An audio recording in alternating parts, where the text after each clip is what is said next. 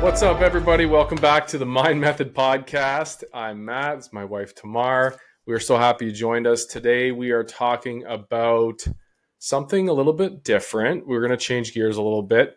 Obviously, the podcast is about mindset, but today we want to talk about having a successful relationship and things that we have learned in our 13-year marriage. And hopefully, we can give some tips. 12-year marriage. 12? I don't know, around there. Well, we've known each other for 13. Yeah, sorry, 12 years of marriage. And we're going to share some of the things that we've learned that have really helped us along the way. Right?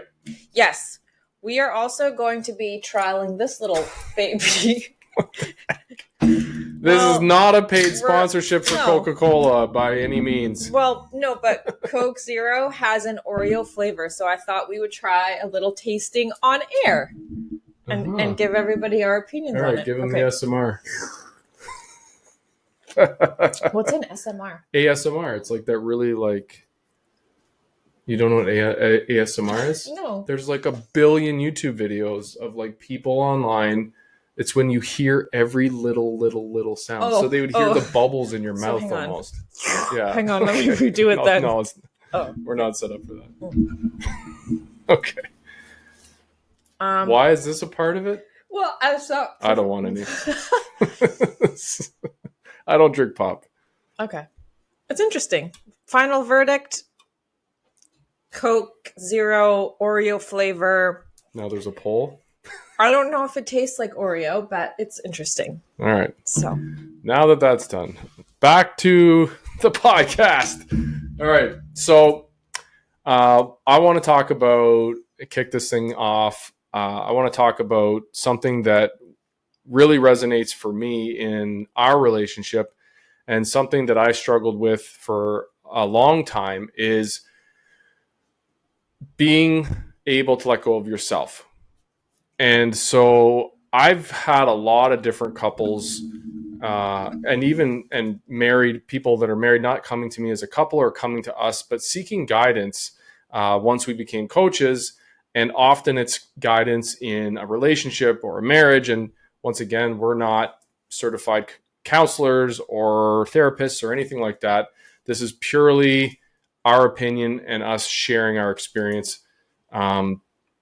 But they come asking, I have a problem in my relationship and I'm not exactly sure why or how and what to do about it. And I usually share with them this.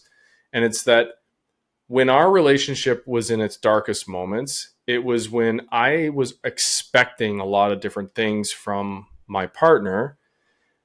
And I was thinking only in the self.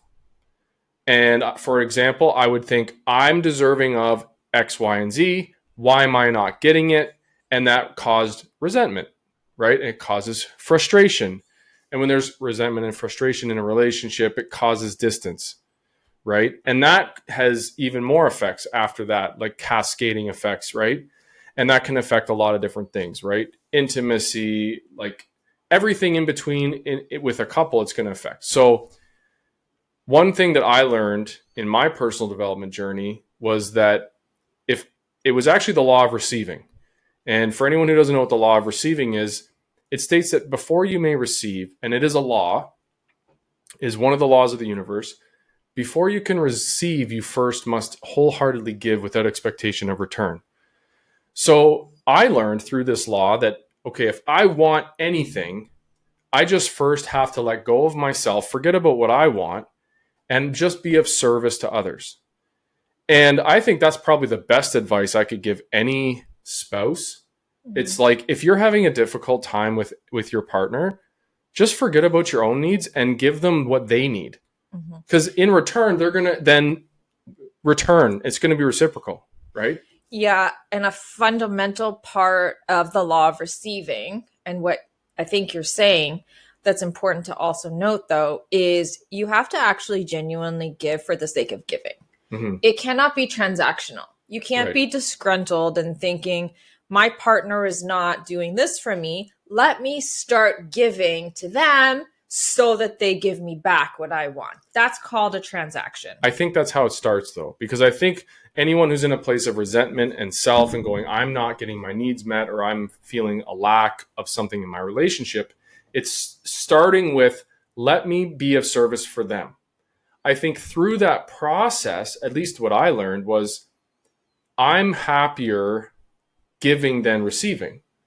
So when I see that she's happy, and when I see that I'm able to help her and support her and get her needs, now she's happier. And when she's happier, I'm happier. Like, there's a lot of different things that end up happening in our relationship when her needs are met and she's taken care of. And I'm even happier just seeing her in a good position, because I love and care about her and want to nurture her and care for her so deeply, that when I see that in her, it instantly, her vibration is higher, my vibration is higher, and we're in a better place. And then I'm completely forgetting about what it is that even initiated this whole sequence, or that fact that mine, whatever I wanted in that instance, is not being met. Oh, yeah. Oh gosh. Okay. So many thoughts. Okay. Go.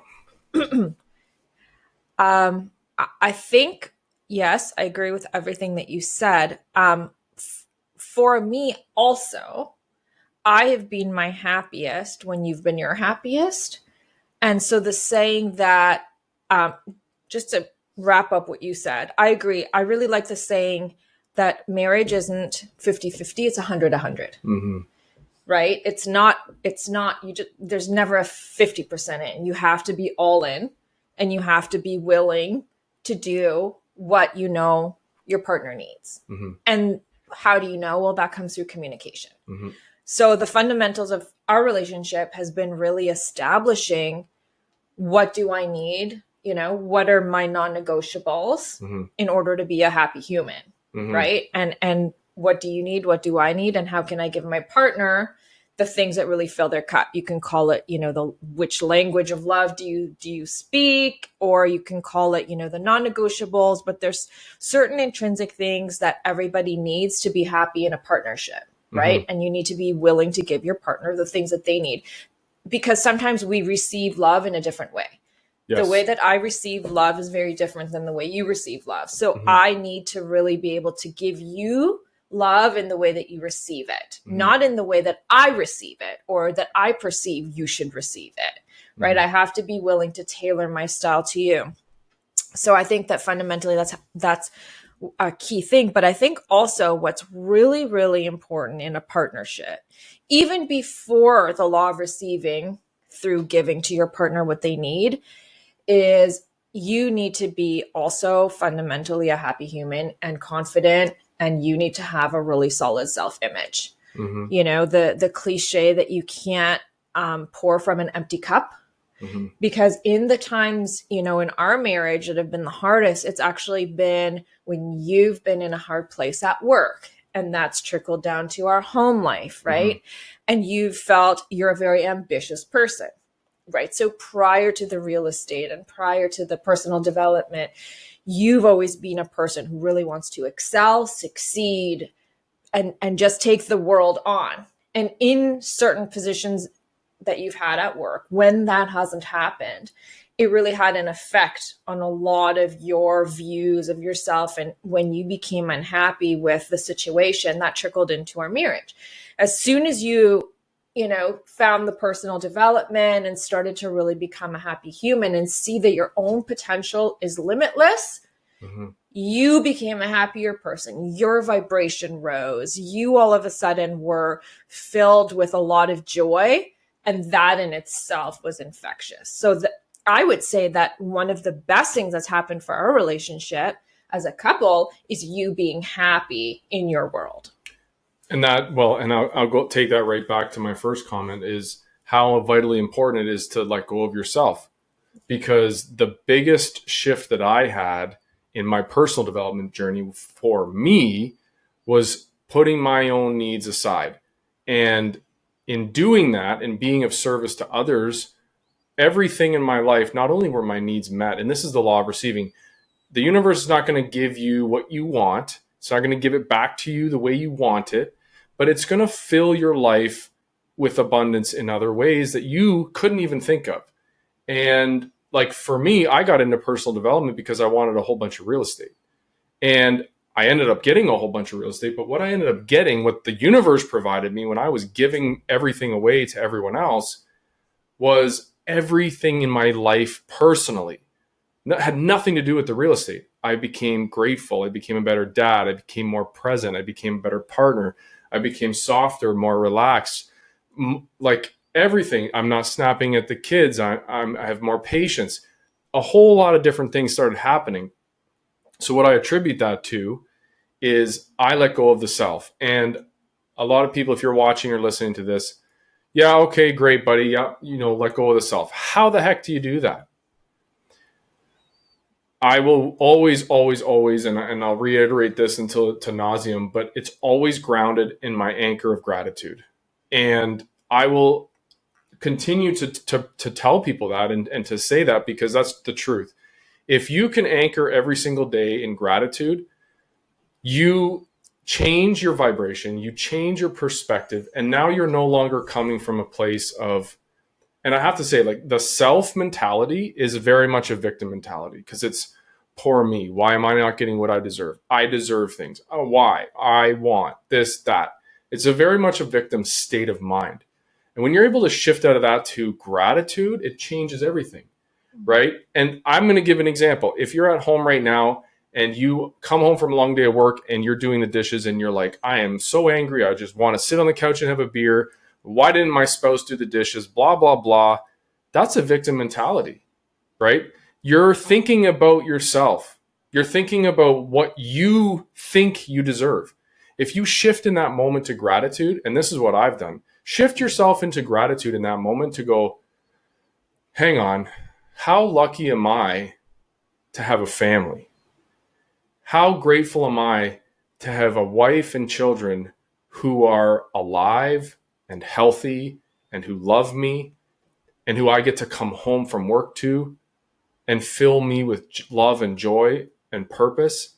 How fortunate am I to have kids to feed that create dishes? How lucky am I to have a job that I can provide for my family and my kids are healthy? Like, shift it. Now I'm happy to do dishes. Now I'm happy to clean up the kids' laundry. Now I'm happy to do things extra around the house because I'm so grateful to even be alive and have the things in my life that I have. So if you want to fix your marriage, first fix you. And that starts with getting rid of the self mentality, and that you can be done with gratitude. Yeah, I think that that's really important because a lot of times the resentment and anger and tension build when we focus on ourselves. Mm-hmm. What do I want? What am I not getting? Mm-hmm. Why am I in this situation? Why are things happening like this to me? Right. And so when you shift your perspective, and you have to really see your partner as a human being because we forget that. We get stuck in the routine. We get stuck being parents and employees or entrepreneurs and with so many things on our plate that we forget that there's another human here, right? That's also experiencing life in their own way. Mm-hmm. And I think that having that ability to separate yourself as the spouse really and just remembering that there's another human being and allowing yourself to put yourself in their shoes for a moment and really trying to assess what their experience is. The things that are happening in our life are happening to both of us, right? Mm-hmm. So this tension is also being felt by my spouse. What has their experience been today, right? What are they feeling? What do they need, right? It's being able to step outside of yourself because we can forget that we married another person because it's like you sometimes merge into this marriage and then, you have this marriage paradigm. Marriage is hard and marriage takes work. And now all we do is take care of kids and we're trying to grow our business and everything is difficult and I'm tired and I'm frustrated, right? And that can become the normal. And so you get addicted to that sort of emotion of things being really hard. So the same way that we pick apart the self paradigm of, you can choose whether or not you see life as being hard. You can also do that in a marriage. you can reassess and you can actually pick the circumstance which you feel is happening in your marriage. Right. And again, that comes down to the communication. So you can have a purge. Here's all the things that we're not happy about that are going on right now, or all the things that I'm feeling that I don't want to feel. Let me get it out. Let's review it. Let's see how we can work together to completely reframe it. Because I bet you that for a lot of people in relationships, there's a perception, right, of what's happening that's negative that might not even be happening, right? Oh, we're tired. This is hard. All we do is work. And all of a sudden you're like, well, actually, no, wait a minute. This week we had time to go for coffee and we went for a walk and we spent a whole evening giggling with our kids. The best. Let's focus on those things. Because actually, if I flip it around, right, I'm going to realize that there was actually a lot of moments throughout this week that I can be grateful for, and I can reframe this entire week. Neville Goddard talks in his books a lot about reframing your day, right? Play your day backwards and play it over again the way you wish it would have gone. You can do that in your marriage as well. You can play it out in a scenario that's really hard and really frustrating, or you can go back. You can recognize all of the positive, powerful, fun moments that you had. And yes, some days it's just moments. Some days you just had a moment that was really light and fun because you're busy and, you're doing a million other things. But when you recognize those moments, all of a sudden you find a lot more of those moments. Yeah, I also think what you said is like, it's okay to have a hard day. Yeah. Right. And everyone does. And life happens. What's not okay is when every day is hard. Right. So if you are in a marriage or in a relationship or even on your own, and every single day your perception is that life is hard. And I think that comes back to the way that we think. Right. And that's our attitude. Right. And if you're not familiar or able to be able to switch that around, right. One of the biggest lessons we learn in personal development is that you have the ability to choose what you think about, and what you think about affects how you feel. So if you're feeling like today was a hard day, you can change that. You actually have the ability to choose, I'm not going to think about today's challenges that were difficult. I'm going to choose to think about the things I can be grateful for. And I'm going to choose to think about tomorrow's going to be a great day. And I'm so thankful that today's over, or I'm so grateful for this meal I'm having, or I'm just grateful for the fact that I woke up today. And I'm grateful that I even have the strength to take on these challenges. Instead of that victim mentality where it's like, today's hard and I have so much to do, and life is hard and kids are hard and marriage is hard.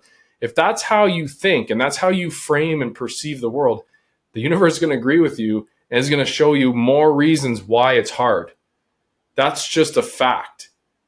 That's just how it works. So when you can shift and you learn that you alone have the ability to control your happiness, you alone have the ability to control your perception and what you think about, right? Now it's, most days are very good days. And the odd time you have a kind of a bad day, but even that day was a great day because you're alive, right? You're not, you didn't get hit by a bus. Yeah. It's a great day. So I think reframing that, like you said, being able to reframe that, I think, is getting really, really clear on the things in your life that are good, right? And the fact that you have the ability to choose your thoughts. Yeah. I agree. And I'm thinking another thing too that we've learned, like one thing that I really appreciate about you, especially lately, is that when I slip into a bad vibration or something happens that throws me off and I kind of go there for a minute, you don't also go there. You don't get pulled down because I have had something happen and I'm in a bad mood and I'm venting. I think for a lot of couples, it's really easy to absorb each other's energy. And one person has a bad day and a bad mood and they're venting and they're in that place. So the other one all of a sudden gets pulled there and now they're annoyed. That's very new for us. That's what I'm saying. This is what I'm saying is that this is something that I appreciate because this actually happened this week where I kind of went into a bad place and I actually got into a really bad vibration and I was having a really hard time getting out of it. And because you and I both work from home, we're around each other a lot. We're building businesses together. And so I kind of was like, venting it onto you. And I really appreciated that you were like, I think I even said, like, my energy must be rubbing off on you. And you said, no, I'm great. I'm in a great vibration and it's all good. You're like, you let me vent. You gave me a time limit, right? You allowed me to purge out my feelings. I was able to work through them and get back into a positive vibration without pulling you down with me, right? So it's that yin and yang, where if one of the spouses is in a bad place, right? It's that ability to be their rock, right?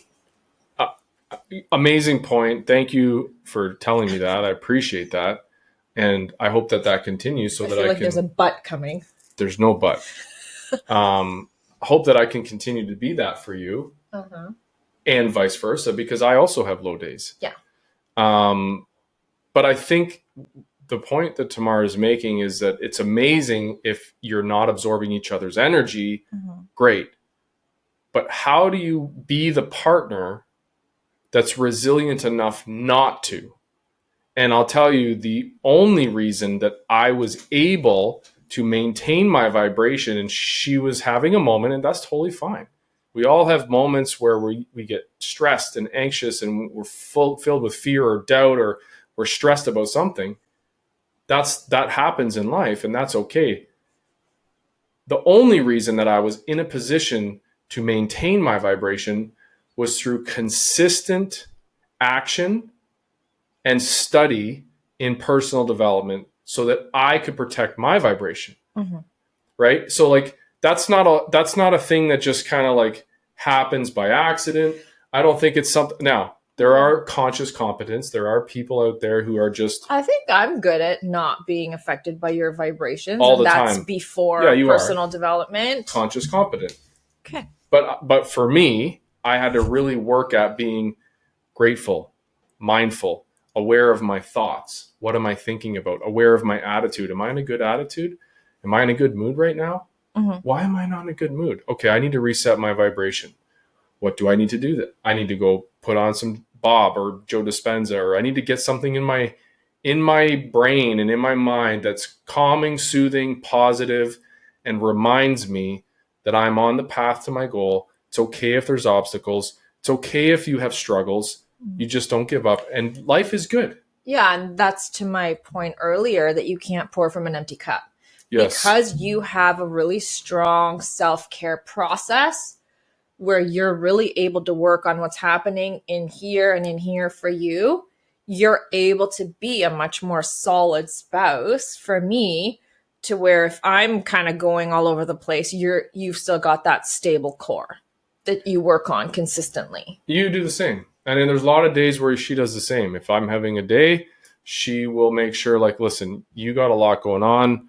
I'll take care of this. I'll take care of this. And she takes things off my plate. Great. Thank you. And then she's like, go nap for an hour, go outside, go for a walk, go reset.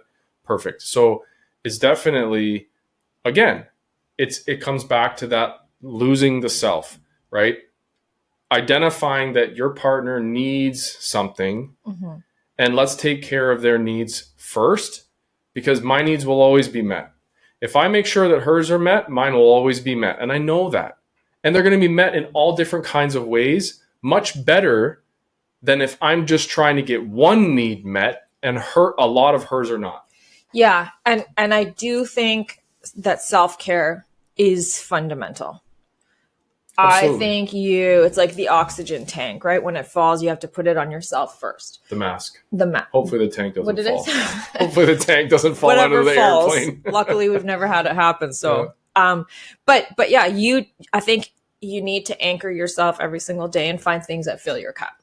And that you have to do as an individual. Yeah. We're very good about having different things that fill our cup and allowing ourselves the time and space each and every single day to do those things. Right. And then we're better for each other. Another conversation that I wanted to bring up that I've been having a lot lately this week is a lot of people have been coming to me and saying, God, I'm so resentful because my spouse is this, and I feel like I give, and my spouse takes, and I'm just in such a bad.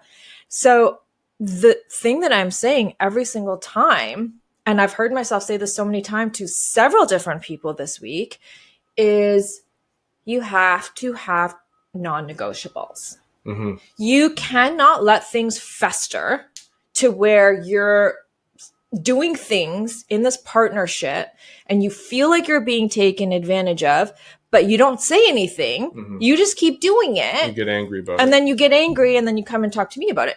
Continue to come and talk to me. But here's what I'm going to say.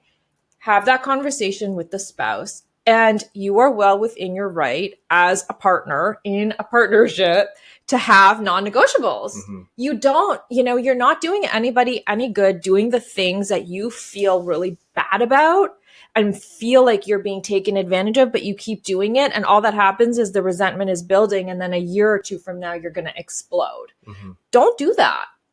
Don't do that. If something is bothering you, small, big, if you feel like you're doing things that you don't feel like you should be doing, just have the conversation about it. Mm-hmm. If you're in a partnership, then it means that you're with somebody that you love, I assume. Hopefully they're considerate. Hopefully they are considerate. And if they're not, that's another conversation that maybe needs to happen. Mm-hmm. And get to the root of why. But don't let things fester. Mm-hmm. That is so toxic. The times where you and I have, I think, had our biggest blow ups, there's something flying around, has been when one of us has felt like whatever is happening is not cool, and we've just let it happen, and we've just let the resentment build, and then finally we're like, that's it. Mm-hmm. Mostly me, but yes. Well, I wasn't going to say that, but okay, let's take you for example. So you are the type of person who likes to give, right? You're a giver. So when things happen in the past, you have had a tendency to just be annoyed, let it happen, not say anything. Time goes on, and then all of a sudden, there's a blow up, and all of a sudden now we're on the outs for weeks. Mm-hmm. We've in the past been on the outs for long periods of time. Too long. Where we're what are we even doing here? Mm-hmm. Right? Why are we even in this? Is there even a resolution for this? And it's because things have festered and built, right? And you've, had whatever it is in the back of your mind that you were resentful about, but you didn't tell me. So as a result, I felt that something was off, but I didn't know what it was. So now I'm like, okay, my partner's being cold. What's happening? I don't like this. Is this the right person for me? What's going on here? Right? And then all of a sudden there's this huge disconnect. But I think that's easy. That's easy. And that happens a lot, right? Because I think for a lot of couples, when you have very young kids and you have work and you have bills, right? And you have, the house is messy, the kids are crying, the kids are screaming, you have to go to work. There's so many things that you have to do, right? There are so many commitments that you have to fulfill and responsibilities as a parent and a spouse. Well, usually for young families, I think for the most part, when you have very young children, the spouse card goes to the back of the list, right? Oh, yeah. 100%. Very bottom. I think that's very common. So it's like kids, and then how do we pay bills? And then, oh, wait, are we still married? Yeah, I think we are. And that's normal because that's just, there's so much in that moment in time. But like Tamar said, the communication is huge because the resentment only festers and it only gets worse. And when I look back into those times when I was silent, resentful, and there was a gap and a distance between us, I was feeding those negative thoughts in my mind constantly, right? I was feeding that victim mentality, playing into those thoughts. And it was like a loop, and it was just constantly getting worse and worse and worse and worse and worse. Yeah. And so if you feel like that, if you feel like you're in a loop, you got to break that loop. You need to, whatever you have to do, I would say talk to someone, talk to a therapist, talk to a friend, talk to someone, spouse. Talk to your spouse. So they know what's going on. 100%. It needs to come out, but also you need to have an introspective look at you. Right? Because for me, I had a lot of things bottled up And eventually I talked to my spouse. Mm-hmm. But at the root of the issue was not that I bottled things up. The root of the issue was the way I was thinking, right? The way that I was thinking was very much about the self and feeling like things weren't fair and I was resentful because of it, right? And so again, everyone's relationship is different and everyone's communication style is different. I think one of the biggest things that people do incorrectly in a marriage is not talk about the hard stuff. So whatever it is, sit down like a meeting in a business. You got to sit down and you have to, like Tamar said, non-negotiables. Like this is a non-negotiable and we got to work it out. There has to be a way forward. Yeah. And when both parties are committed 100%, like, are we in agreement here? Like we're not giving up on this ever. Cool.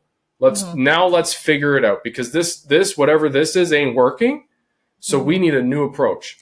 So let's get on the same page. Yeah. And I hate when we're not on the same page. I know. It really affects my vibration. I can't function. Like I need to be on the same page with my spouse for me to optimize, to be at my best and to be in a good vibration. Yeah. And you said something that's actually a perfect segue, which is you said that we both agreed, like, are we in this? Yeah, we're in this for the long haul. And that's the other thing that I feel like maybe the youngins today in the swipe right generation, I feel like one thing that we really had going for us is we both are committed that this is for life. This is not something that we're trying out. And if it doesn't work, it doesn't work. Yeah, and you can always just get divorced and find someone new. Yeah, or, I'm not very happy, so maybe this isn't the marriage for me. No. One of our non-negotiables is like, we're in this, we're doing it, we're going to be together forever. And that's, you're just stuck with me. Or I love it. But that's something that we agree on. Divorce is not an option. Separation is not an option. So if problems occur and arise, we have no option but to solve them. And I think that we're a little bit unique in that because I think that in today's society, agreed, not mentioning anybody specific, but in today's society, divorce rate is 50% or higher. But right? Why is that? Because people feel like if they grow apart or if there's an issue, then they can separate. Then maybe it's a red flag and it's a symbol that they're not meant to be together. Why do they think that way? This is the social programming, guys, that everything in society teaches you and tells you it's okay if it doesn't work out. You can find someone new. It's okay if you divorce. And I think for most people, like Tamar said, that underlying commitment does not exist. And for us, that is the rock foundation of the marriage. Yeah. We have to both agree from day one, we're going to ride or die this thing into the ground no matter what. Yeah. No matter what. And that, I think that commitment, when you say to yourself, there is no option, we will not fail, we have to figure it out. Yeah. That's when you make it work because you just don't have another option. And this is not to shame anybody who is watching this, who is separated or Not divorced. There are valid reasons why some relationships do not work out. So if you are watching this and you're feeling triggered because you've separated or you've divorced, we're not talking about you. You probably had a very valid reason. And if you're happier now on this end of it, then you've made the right decision. And there are certain situations in which partners should not be together. So we're not advocating for people staying together in a toxic relationship. Or abusive. There's a lot of situations where spouses are able to be happier and more successful apart. So we are not in any way putting down people I think they get it. Yeah. who are I don't want anybody to watch us and be triggered because maybe they are divorced. So I'm just saying there's a lot of shaming or we're not shaming. There's a lot of situations where divorce is best. We're saying for our relationship, one of the things that has kept us together, because we've gone through periods of times where maybe if we weren't us, we would have gone, throw in the towel. Yeah, maybe it's just not meant to be. Maybe just we're meant to, do other things in life. And if we had that mentality, we have been presented with opportunities where we could have said that. But we, in those moments, said the opposite. We've said, okay, we've decided that this is going to work. So what do we need to do to make it work? I like to liken it to anything in life that is good is always hard. Like if you want a great physique, it's not gonna hard. be We're not supposed to say hard. times will be hard. Like raising a family Well, is challenging. Not necessarily hard, but it's going to have a lot of challenges, right? And you can make it very hard, or you can take it as challenges that no matter what, you're going to overcome them. Right, you're right. And watching my words instead of saying, it's hard. It's not hard. It's challenging, and we're fine because we're suited to take on those challenges, and that's okay. But I liken it to those types of things. Like if you want to be Chris Bumstead, 6-time Mr. Olympia, you have to put in the work. I don't know who that is. He's Canadian. He won Mr. Olympia 6 times. C-Bomb is amazing. This guy overcame all odds. Anyway, he is amazing. I'm inspired by him. But it's a lot like a marriage in that respect. Okay? So I lost my train of thought. Yeah. You were saying that the hard things happen, life the happens. Good things in life you really have to work for. And I think a marriage is like that, right? It's not like the best things in life are just you just show up and you're going to have them. Yeah. A lot of really amazing things in life are very easy. A lot. But things like that are rare, like a marriage in today's society that lasts and will be eternal, it takes work. Doesn't necessarily mean it's hard, but it takes work. Yeah. And I think that the more that we work on ourselves and the more communication that we have and the more effort that we've put into being on the same page, now things are easier. Right? We have the tools now because of how strong our communication is and because we're in really good places in our individual lives. I would say our marriage is getting easier and easier. Agreed. And when things happen, we can resolve things in a flash. Much faster, yeah. Right? And that's things that we've worked on. Those are muscles that you're Mr. Olympia, reference, right? That he worked on his muscles. So we've been working on our marriage muscle as well. Yeah. Right? We really want to be in a good place. And so we've found tools that work for us, the communication, how to bring it back, how to come back to being on the same page. And we can do that actually really quickly now. So I would argue and say that now things do flow and are easy. Yes, it still takes work. Yes, we're still committed to, growing together, right? Because as much as we have individual things going on, like we have, tons of stuff that we're doing individually, but we're also really committed to always, no matter what path we take, staying on the one path together. Yeah, absolutely. Right? So that we don't ever grow apart. That's right. Yeah. That's a conscious decision. Yeah. Right? Because you hear couples all the time, we grew apart. Well, that was a conscious decision because you have to choose every day that we're going to water the plant. We are going to grow together. It's a conscious decision, right? So I don't know. Hopefully some of our insight and sharing into our relationship and our struggles and the things that we've overcome and things that we're still working on. Hopefully some of that sheds some light, and hopefully any of it is useful. Even one thing is useful to someone listening and helpful. And happy to talk. If you're listening to this and you want help, or guidance, or just a friend to talk to, someone to vent to, give us a shout. Yeah. Always happy to talk. If you're a couple. Or if you're a couple, yeah. Maybe you're kind of going, this is interesting. We want to work on our marriage.